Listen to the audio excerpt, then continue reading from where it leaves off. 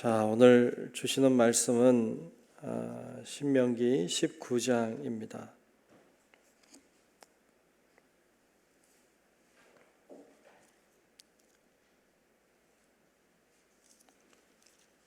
구약성경 신명기 19장 1절부터 마지막 21절까지 말씀을 보겠습니다.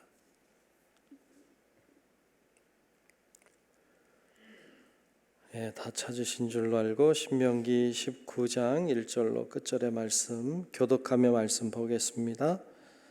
내 하나님 여호와께서 이 여러 민족을 멸절하시고 내 하나님 여호와께서 그 땅을 내게 주심으로 내가 그것을 받고 그들의 성읍과 가옥에 거주할 때에 내 하나님 여호와께서 내게 기업으로 주신 땅 가운데에서 새 성읍을 너를 위하여 구별하고 내 하나님 여호와께서 내게 기업으로 주시는 땅 전체를 세 구역으로 나누어 길을 닦고 모든 살인자를 그 성읍으로 도피하게 하라. 살인자가 그리로 도피하여 살만한 경우는 이러하니 곧 누구든지 본래 원한이 없이 부지 중에 그의 이웃을 죽인 일, 가령 사람이 그 이웃과 함께 벌목하러 살림에 들어가서 손에 도끼를 들고 벌목하려고 찍을 때에 도끼가 자루에서 빠져 그의 이웃을 맞춰 그를 죽게 함과 같은 것이라. 이런 사람은 그 성읍 중 하나로 도피하여 생명을 보존할 것이니라. 그 사람이 그에게 본래 원한이 없으니 죽이기에 합당하지 아니하나 두렵건대 그 피를 보복하는 자의 마음이 복수심에 불타서 살인자를 뒤쫓는데 그 가는 길이 멀면 그를 따라잡아 죽일까 하노라. 그러므로 내가 내게 명령하기를 새 성읍을 너를 위하여 구별하라 하노라. 내 하나님 여호와께서 내 조상들에게 맹세하신 대로 내 지경을 넓혀 내 조상들에게 주리라고 말씀하신 땅을 다 내게 주실 때 또 너희가 오늘 내가 너희에게 명하는 이 모든 명령을 지켜 행하여 내 하나님 여호와를 사랑하고 항상 그의 길로 행할 때에는 이 셋 외에 새 성읍을 더하여 내 하나님 여호와께서 내게 기업으로 주시는 땅에서 무죄한 피를 흘리지 말라. 이같이 하면 그의 피가 내게로 돌아가지 아니하리라. 그러나 만일 어떤 사람이 그의 이웃을 미워하여 엎드려 그를 기다리다가 일어나 상처를 입혀 죽게 하고 그 한 성읍으로 도피하면 그 본 성읍 장로들이 사람을 보내어 그를 거기서 잡아다가 보복자의 손에 넘겨 죽이게 할 것이라. 내 눈이 그를 긍휼히 여기지 말고 무죄한 피를 흘린 죄를 이스라엘에서 제하라. 그리하면 내게 복이 있으리라. 내 하나님 여호와께서 내게 주어 차지하게 하시는 땅, 곧 내 소유가 된 기업의 땅에서 조상이 정한 내 이웃의 경계표를 옮기지 말지니라.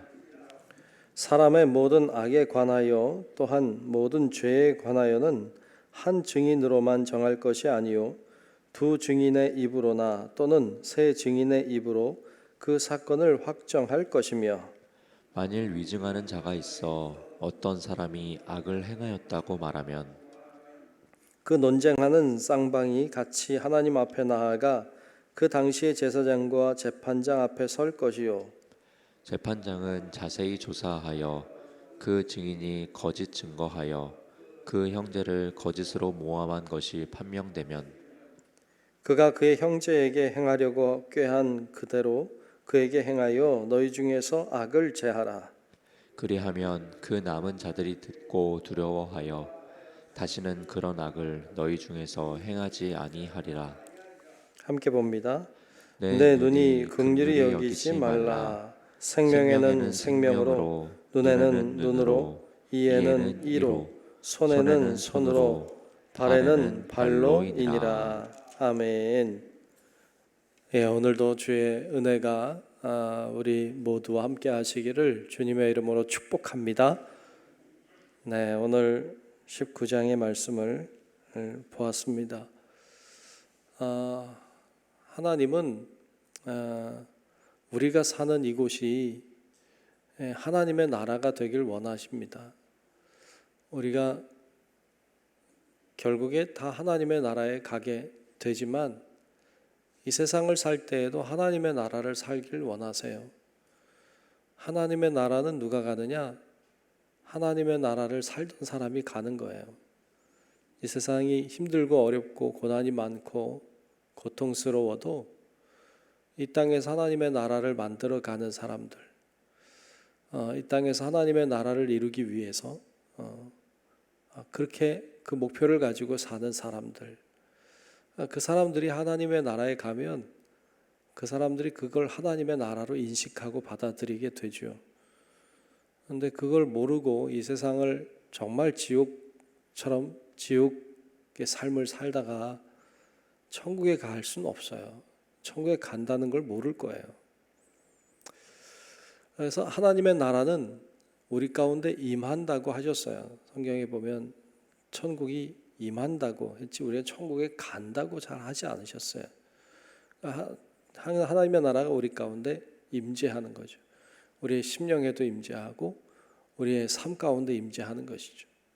그래서 성경에는 하나님의 나라를 사는 것에 대하여 많이 말씀하고 있고, 사실 율법을 주셨는데 율법을 주신 이유도 우리가 사는 이 세상에서 하나님의 나라를 어떻게 만들어갈 것인가로 하나님이 주신 거예요. 그래서 여러 가지 가장 기본적인 십계명의 말씀 자체가 어떻게 이 세상에서 그래도 공정하고 그래도 하나님의 뜻이 이루어지는 세상이 될 것인가를 알려주기 위한 가장 기본적인 것을 이야기하고 계신 거죠.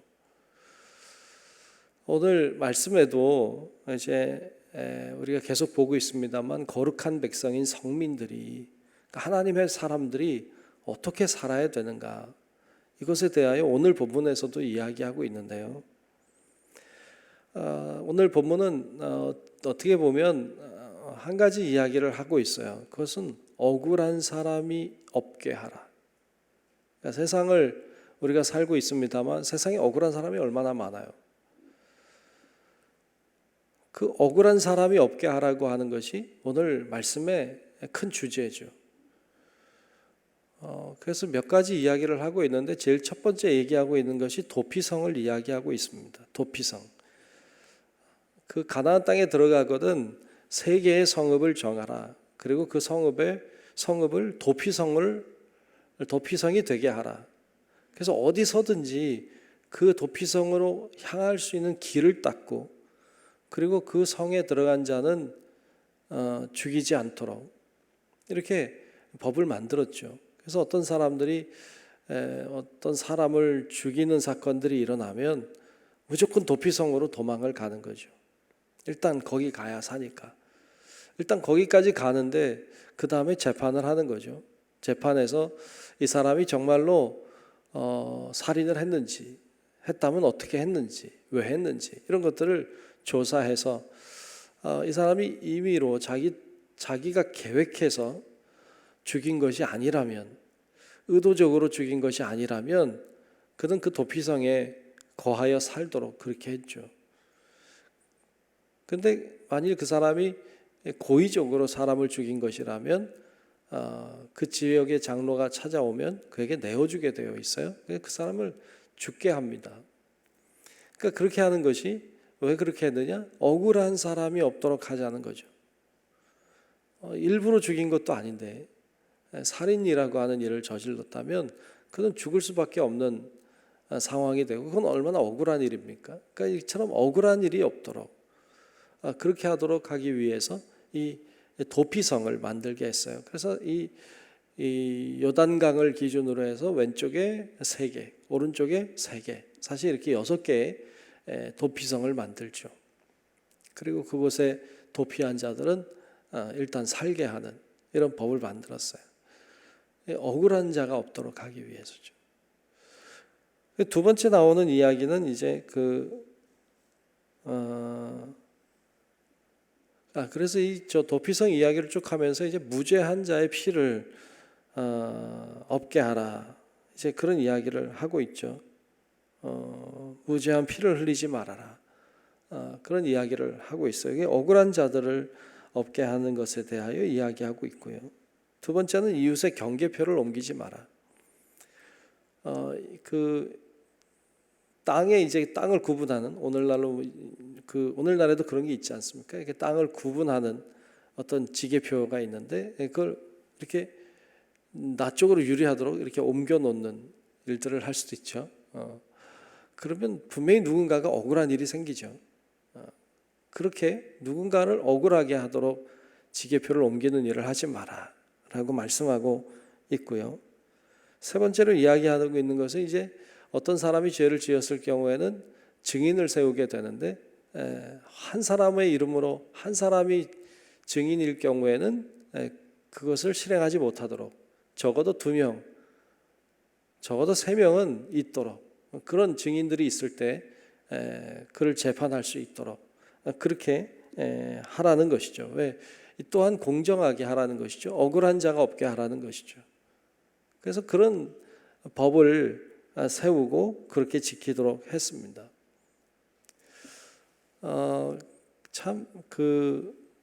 이 법이 잘 지켜졌느냐, 이 3가지 법이 다 잘 지켜졌느냐 할 때 그런 경우도 있었겠지만 그렇지 않은 경우들도 꽤 있었던 것으로 성경은 우리에게 가르쳐주고 있죠.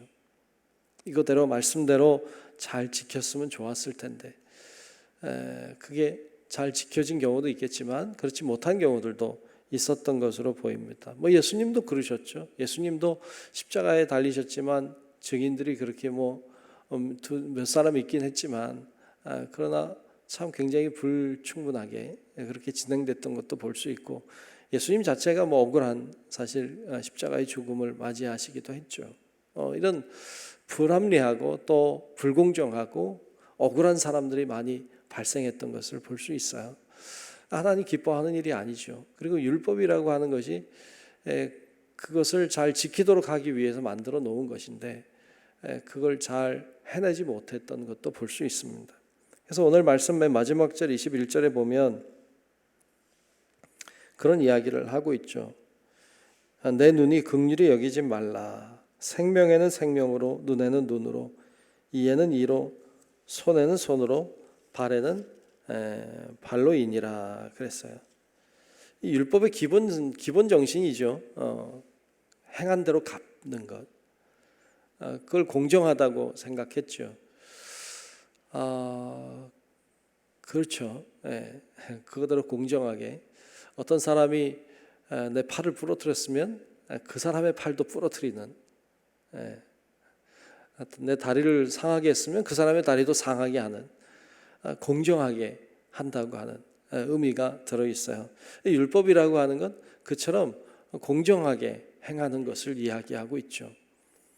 여러분 사실 이것도 굉장히 중요해요. 율법이 공정하게 행한다고 하는 것, 우리 사회를 공정하게 만든다는 것, 어떤 그런 것은 굉장히 중요하죠. 그리고 굉장히 필요한 일이죠. 하나님은 그걸 위해서 그런 목적을 가지고 율법을 내려주셨어요.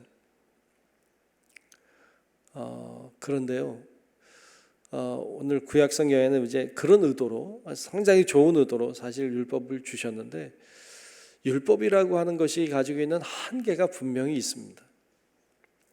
율법은 이에는 이, 눈에는 눈, 손에는 손, 발에는 발. 이게 공정하긴 하지만 한 가지 빠진 게 있죠. 그것은 은혜라는 것이죠. 법에는 은혜가 없어요. 이에는 이로 갚아야 되는 것이죠. 은혜라고 하는 건 이에는 이로, 눈에는 눈으로 갚지 않는 것이죠. 예수님이 우리들에게 보여주신 것은 율법이 아니었어요. 그분이 보여주시는 건 은혜였죠. 그리고 사랑이었습니다. 하나님의 나라를 이루기 위해서 허락하신 율법도 굉장히 중요하고 나름의 목적들을 가지고 있지만 오늘 우리가 정말로 필요로 하는 것은 이 율법의 공정함도 필요하지만 은혜도 필요하다. 사랑도 필요합니다. 법에는 은혜가 없고 법에는 사랑이 없습니다. 그래서 예수님이 이 땅에 오셔서 행하신 것은 율법을 완성하는 거였어요. 그것은 은혜와 사랑을 알려주시는 것이었죠. 결국 하나님의 나라는 어떤 나라입니까? 법이 다스리는 나라가 아니라 공정한 나라를 넘어서서 사랑과 은혜가 있는 나라인 것이죠. 여러분, 우리가 이 사회를 놓고 기도할 때 하나님, 이 사회가 공정한 사회, 이 사회가 정직한 사회 되기를 위해서 분명히 기도하셔야 합니다. 근데 한 발 더 나아갈 수 있다면 이 사회가 은혜가 있는 사회, 사랑이 있는 사회가 되게 해달라고 기도하는 건 더 중요한 것을 우리가 발견하게 됩니다. 하나님, 이 사회가 공정하고 그리고 정의롭고 그러나 더 나아가서 사랑이 많고 은혜를 베풀 줄 아는 그런 사회를 위해서 기도하고 그리고 그런 나라를 이루어가는 것이 결국 하나님의 나라를 이 땅 위에 세워가는 하나님의 사람들이 되는 것을 우리가 기억하고 오늘도 그렇게 기도하고 또 그렇게 살아가는 우리 성도 여러분들이 되시기를 주님의 이름으로 축원합니다. 기도하겠습니다.